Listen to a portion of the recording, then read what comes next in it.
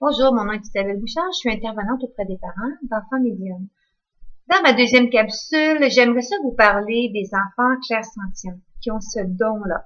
Ce don, c'est ressentir psychiquement l'énergie. Alors, ces enfants sont fragiles à l'énergie d'une pièce, l'énergie d'une foule. Alors, même l'énergie à distance, ils peuvent ressentir l'énergie à distance des gens. Un exemple, votre enfant pourrait vous dire, maman, téléphone à grand-papa, je sens qu'il ne va pas bien. Il se passe quelque chose, il ne va pas bien. Alors, faites un petit appel, vérifiez les choses. Ils sont bons pour détecter tout ça. Il y a également cette capacité de prendre un objet dans les mains et il peut avoir la capacité de parler de l'historique et l'histoire de cet objet-là et même parler du propriétaire qui avait cet objet. Alors, tout est énergie. Alors, les objets aussi. Également, vous pouvez vous promener à l'épicerie avec votre enfant et votre enfant peut croiser une dame et vous dire, maman, la dame elle est triste parce que c'est séparé avec son amour. Et ils ont cette capacité-là de détecter ça. C'est important aussi de les écouter, puis de prendre conscience qu'il y a une grande vérité dans ce qu'ils disent et de les croire. J'arrête pas de vous en parler par rapport à ça. Ils ouvrent leur cœur, ils vous disent un peu comment ils se sentent. C'est des enfants fragiles parce qu'ils sont fragiles à tout ce qui les entoure. Et exemple, s'il commence une activité sportive, il revient à la maison et il te dit maman, papa, je me sens pas bien quand je suis près de mon entraîneur. Je me sens pas bien, j'ai mal au ventre, je me sens pas bien. Des fois, essayez de tout comprendre, ça peut être compliqué, mais croyez-le. S'il vous dit qu'il ne se sent pas bien, pour une raison, il ne peut pas vraiment expliquer pourquoi, croyez-le. Son corps lui parle, il est fragile. Ça se peut, vous savez que ces enfants-là sont capables de détecter des gens qui ont des belles énergies et d'autres qui ont des moins bonnes énergies. Alors, c'est comme des petits radars. Alors, prenez conscience et écoutez-les. Ils sont de bons guides. C'est important de les croire. Ce qui est important aussi de comprendre, c'est que vos enfants vont être des années à l'école et c'est pas toujours facile pour ces enfants-là parce que ils sont pris à leur pupitre pendant 5 à 6, 7 heures, collés les uns sur les autres avec un ami sur un côté, une autre de l'autre côté, en avant, en arrière. Alors, ils sont pris. Alors, eux sont sensibles aux énergies autour d'eux, dans la classe, dans l'école. Ça fait beaucoup ça. Beaucoup d'informations pour eux. Ensuite, ils doivent être attentifs, ils doivent apprendre, ils doivent produire, ils doivent réussir.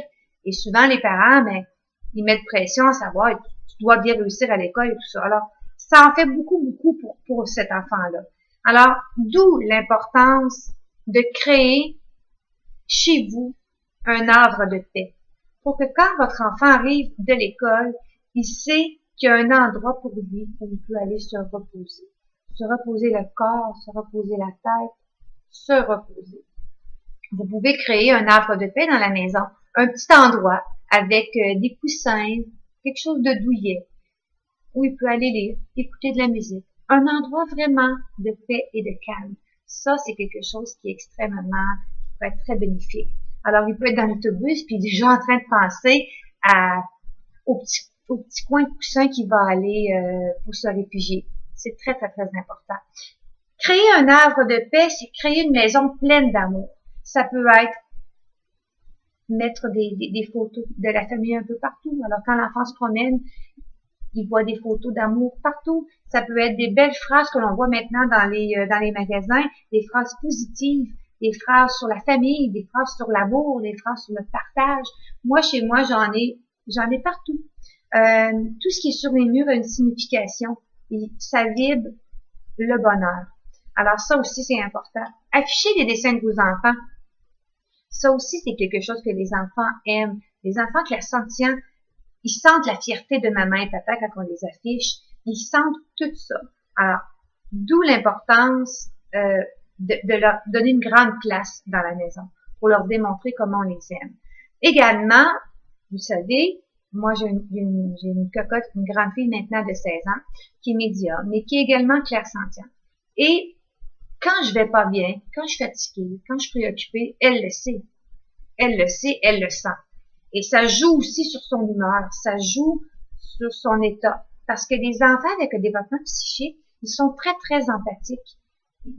Ils sont préoccupés par le sort de la planète, ils sont préoccupés par le sort des gens. Ils veulent que les gens soient bien. Alors, quand on est fatigué, on est un peu préoccupé, eux, ça peut les affecter. Alors, nous, on doit faire un devoir en tant que parents, c'est de prendre soin de nous. Et si on arrive du travail, et puis ça a été une journée un peu plus difficile, on doit faire les devoirs, le souper, et là, il y en a plein de choses, plein de tâches à faire à la maison.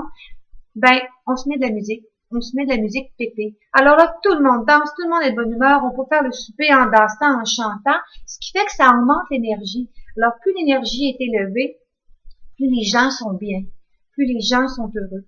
Et ces petits cocos-là, même les enfants qui sont pas clairsentients, on le ressent tous. Nombre de fois que nous, on peut aller à un endroit puis c'est pas se sentir bien. Alors, on se dit pas clairsentient, mais on a cette capacité-là de sentir les choses nous aussi. Alors, c'est très important de faire en sorte que notre maison soit remplie d'amour et de joie.